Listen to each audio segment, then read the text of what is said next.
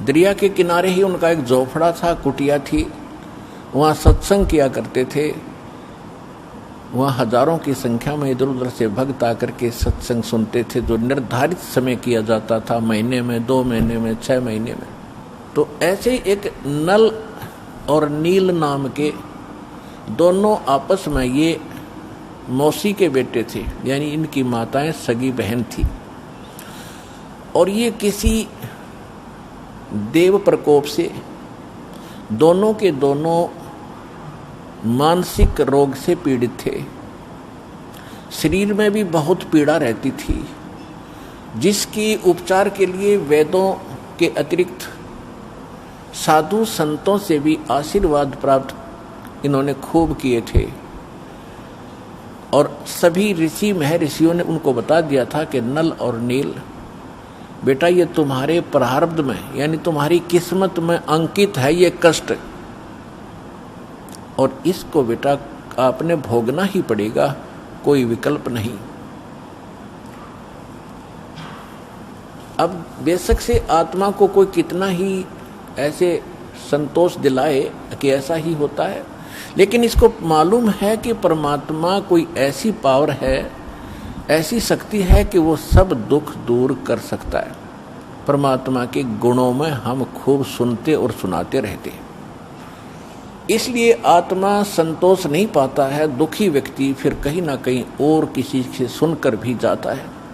जब वो कति थक लिए थे, दोनों अंतिम फाइनल फैसला मान चुके थे कि अब कहीं ठिकाना नहीं रहा, हमें तो ये तड़प के मरना ही शेष बचा है, और लंबी आयु होती थी। किसी ने उनको बता दिया कि आप चलिएगा ऋषि मुनिंद्र जी के पास, और नल नील आपका रोग ठीक हो जाएगा। उनको अविश्वास रहा कि नहीं, हमने बड़े बड़े ऋषि देख लिए हैं, ये तो पहली बार नाम सुना है हमने आपसे, कोई मुनिंद्र नाम का ऋषि कहीं पर है। तो 1 से 2 से 3 से जब ये बात सुनी, उनका भाग्य उदय हुआ। उनके कहने से वो चले गए कि चलते हैं भाई, और तो कहीं हमने ठिकाना मिला नहीं। तो जब वो वहाँ आए, मालिक को पता था कि अब निशान ने चोट लगानी पड़ेगी, क्योंकि ये सब जगह थक लिए हैं, और कोई इनने ऋषि महर्षि मंडलेश्वर भूत झाड़े लगाने वाला कोई छोड़ा नहीं है। अब इनको कुछ रिजल्ट दूंगा तो ये बच्चे मेरे पास टिक जाएंगे आसानी से। जो ही नल नील ने जब सत्संग शुरू होने से पहले सत्संग, परमात्मा बैठ जाते थे, सत्संग सुनाते थे। सत्संग तो वो सुन ही नहीं सकते थे, क्योंकि उनकी तो ऐसे बेचैनी रहती थी। और जो ही मालिक के पास आए, दोनों चरणों में मत्था टेका, और परमात्मा ने दोनों के सिर पे हाथ आशीर्वाद भरा रखा, उनका तुरंत रोग छूमंतर हो गया, और ऐसे हो गए जैसे कभी पीड़ा थी ही नहीं किसी प्रकार की। अब दोनों की आंखों में आंसू आ गए, चरणों में लिपट गए, और कहा, हे परमात्मा, हम तो बहुत जगह कष्ट उठा चुके थे, हमने पृथ्वी पर कोई, जहाँ तक हमारी पहुँच थी, हमने कोई ऋषि महात्मा नहीं छोड़ा। हे परमात्मा, हमारे ऊपर बहुत बड़ा कहर था, बड़ा कष्ट था, आपकी कृपा से हम स्वस्थ हो गए, आप स्वयं परमात्मा आए हो। फिर उन्होंने सत्संग सुना। परमात्मा ने कहा, बेटा ये तो एक अस्थायी लाभ है, अभी तो और भी आपके भाग्य में और आपके संचित पाप कर्मों का ढेर लगा पड़ा है, उसके लिए भी औषधि बताऊंगा, वो मंत्र दीक्षा आपको दूंगा, आप वो लीजिएगा। पहले सत्संग सुनिएगा। फिर सत्संग सुना, दीक्षा ली, फिर गुण गाने लगे भगवान के, जो भी मेरा उसी से कहें कि भगवान आए हैं, मुनिंद्र नहीं ये परमात्मा आए हैं, आप चलो। फिर उनकी कोई नहीं माने, क्योंकि लोग सुखी थे, केवल दुख ही मानता है। तो कुछ दिनों के बाद क्या हुआ कि जैसे आप यहाँ देखते हो, उसका चित्रार्थ सारा ही आप देख सकते हो दृश्य। यहाँ पर आप देखते हो 80% भक्त दुखी आते हैं, काल के पीड़े हुए आते हैं, कर्मों के पीटे हुए आते हैं, और क्या हालत में आते हैं। कोई स्ट्रेचर पर आता है, किसी को कैंसर है। आत्मा हमारी मानती है कि परमात्मा अज्ञानता में आपके बच्चे कितना कष्ट पा गए। पहले इन्होंने गलतियां की, पाप इकट्ठे किए, अब काल ने इनके सिर पर रख दिया कि इनको भोगो। परमात्मा अपने बिना अपने के दुख न कौन जानेगा। अगर आप भी नहीं इनको राहत दोगे तो ये कहाँ जाएंगे। दास उसका नौकर है, दास उसका पियन है, चपड़ासी है परमपिता कबीर भगवान का।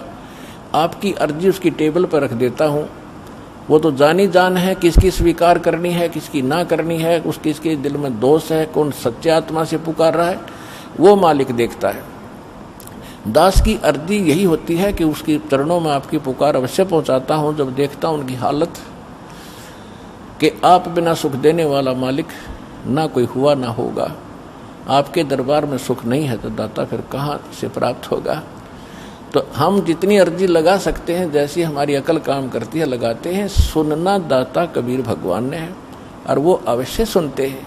ये सुख सागर हैं, ये दयालु भगवान, ये रहीम है, राम रहीम यही है। तो इसी प्रकार वहाँ आते थे, कई कई दिन रुक जाते थे, स्वाभाविक, क्योंकि वहाँ एक न्यारी शांति मिलती है। संसारिक कष्टों से, जो समस्याओं से मन हटकर एक मालिक पर लग जाता है। इसलिए कोई 2 दिन सत्संग में, कोई 1 दिन, कोई 3-3, 4-4 दिन का सत्संग भगवान कर दिया करते थे।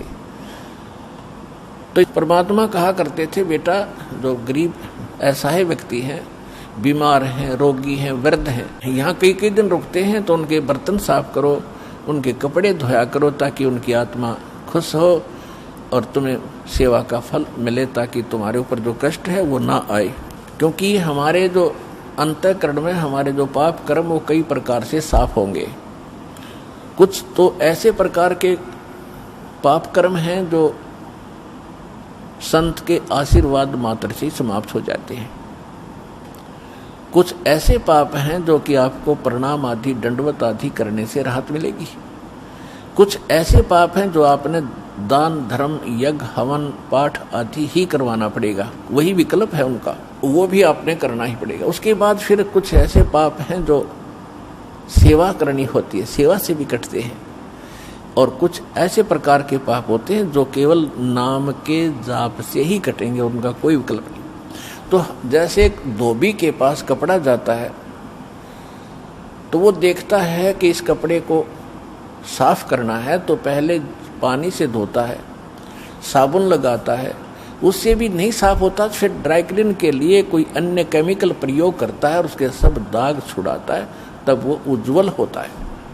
इसी प्रकार हमारा अंतःकरण बहुत वर्षों से, बहुत युगों से हमने इतना मैला कर लिया है कि अब इसको हमने हर तरह के सब फार्मूले लगा करके इसको साफ करना है।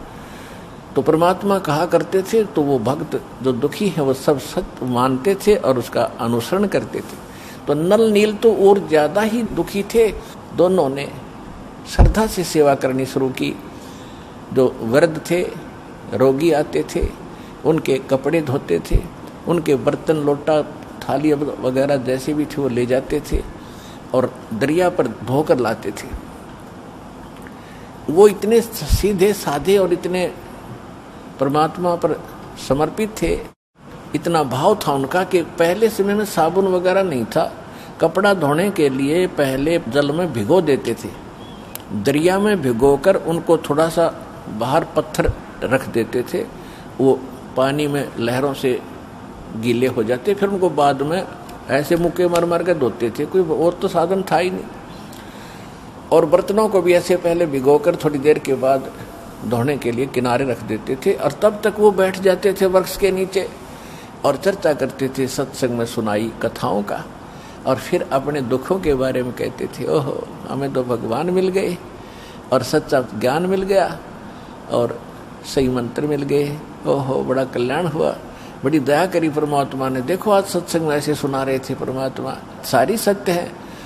ऐसे वो काफ़ी देर तक चर्चा करते थे। फिर उनको याद आता था कि हमने कुछ सेवा भी करनी है, तब तक किसी का कोई कटोरा बह जाता, किसी का कोई कपड़ा खिसक जाता लहरों में, तो वो न पता नहीं लगता, वो धो धा कर जितने थे शेष ठा के ला कर सबके रख देते।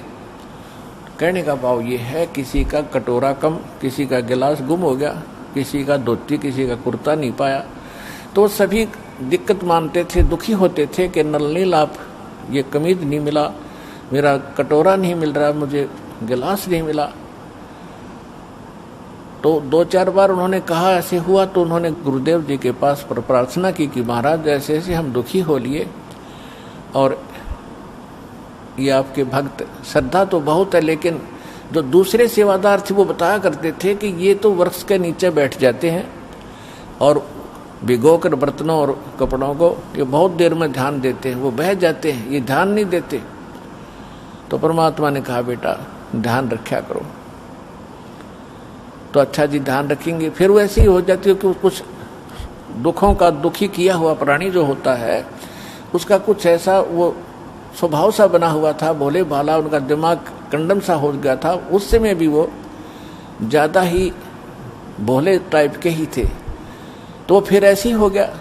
तो फिर शिकायत हुई, तो परमात्मा ने कहा बेटा इनकी आत्मा दुख पाती है, सेवा भी करते हो फिर उतना दुखी कर रहे हो, तो आप ये सेवा ना करो, क्योंकि आपका स्वभाव में ऐसा हो गया है। तो वो रोने लग जाते, उनको डर लगता कहीं फिर वो दुख ना आ जाए हमारे ऊपर, जिस परमात्मा ने आज्ञा दे रखी है।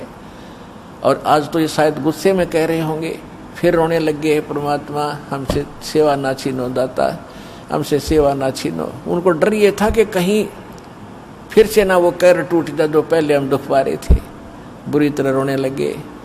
तो परमात्मा ने सोचा भी इनकी श्रद्धा भी बनी रहनी चाहिए। तो परमात्मा ने आशीर्वाद दे दिया कि बेटा जो करो सेवा, आज से तुम्हें आशीर्वाद दे दिया है कि तुम्हारे हाथ से चाहे तुम लोहा भी रख देना, और तो छोड़ो पत्थर, ये तो कुछ हो, चाहे पत्थर भी रख देना बेटा, जल में नहीं डूबेगा।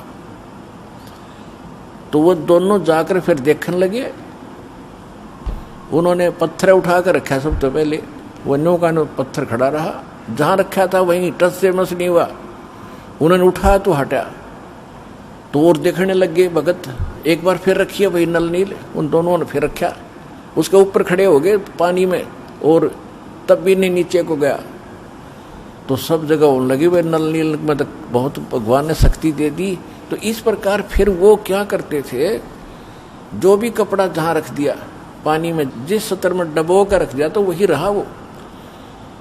चाहे उसमें कांसी के थाली बेले होते थे, कांसी धातु के, और कांसी तो अमूमन डूबती है पानी में, तो वो भी रख दिया तो वो भी नहीं डूबा। तो इस प्रकार ये जो उनको शक्ति प्राप्त हुई थी, कबीर परमेश्वर उर्फ मुनिंद्र जी की रजा से वो शक्ति, वो सिद्धि प्राप्त थी, जिस कारण से समुद्र पर वो पत्थर नहीं डूबते थे। अब प्रश्न दूसरा उनका ये था कि श्रीलंका में जहाँ राक्षसों का पूरा ग्रुप था, और मंदोदरी और विभीषण, इनके पास ऐसा ज्ञान कहाँ से आ गया? वो इतना समझा रही अपने पति को कि ऐसा ना करो, ऐसा हो जाएगा, ये ऐसी है, ये आम वर्ष औरत नहीं है, ये भगवान की पत्नी है, और रावण मान नहीं रहा। तो इसका उत्तर अब आपको देते हैं। परमेश्वर जब कबीर जी मुनिंदर नाम से त्रेता में आए हुए थे, इनका अपना विधान है, गोता मारूं स्वर्ग में और जा बैठूं पाताले, गरीबदास ढूंढता फिरूं अपने हीरे मोती लाले। अब 100 साल छिदर मैं करूं अपने जन के काजे, अरणक से पूजो मार दूं मैं नरसिंह धर लूं साज। नदन के रूप बना लूं अपने बच्चे के लिए। तो परमात्मा एक साधु ऋषि रूप में थे ही, श्रीलंका में पहुंच गए, और वहां पर एक चंद्र विजय नाम का एक भाट था, भाट, और उसके परिवार में पुत्र पुत्री, पुत्र वधू, पत्नी, कुल मिलाकर 16 सदस्य थे। और जो चंद्र विजय भाट था वो रावण के पास जाता था। ये भाट लोग क्या करते थे कि अपनी रोजी रोटी के लिए राजाओं के पास जाते थे, राजा लोगों का वो मनोरंजन कराते थे, रिक्रिएशन कराते थे, ऐसे उनके गुण गाते थे, आप राजाधिराज हो, आपके राज में सब सुखी हैं, आपका बड़ा गुणगान हो रहा है, आप बड़े महापुरुष हो। और कुछ चुटकुले आदि सुना कर उनको प्रसन्न रखते थे, गाने गुने गाते थे, गीत सुनाते थे और राजा लोग उनको उसके प्रतिफल में कुछ इनाम देते थे। इसी प्रकार उसकी पत्नी का नाम था करमवती और वो मंदोदरी रानी के पास जाती थी, रानी का मनोरंजन कराती थी, ऐसे बुढ़ी अच्छी कहानी कथा सुना कर, अश्लील बातें सुनाकर रानी को खुश रखती थी। रानी उसको इनाम दे देती थी मंदोदरी। इस तरह उनका गुजारा निर्वाह चल रहा था। एक दिन परमात्मा उस चंद्र विजय भाट के घर से थोड़ी सी दूरी पर, पहले जंगल बहुत होते थे यानी वन बहुत होते थे और वनों में ही कहीं कहीं झोंपड़ी सी सबकी अलग अलग होती थी। एक वृक्ष के नीचे उस रास्ते में बैठ गए जहां से चंद्र विजय सुबह सुबह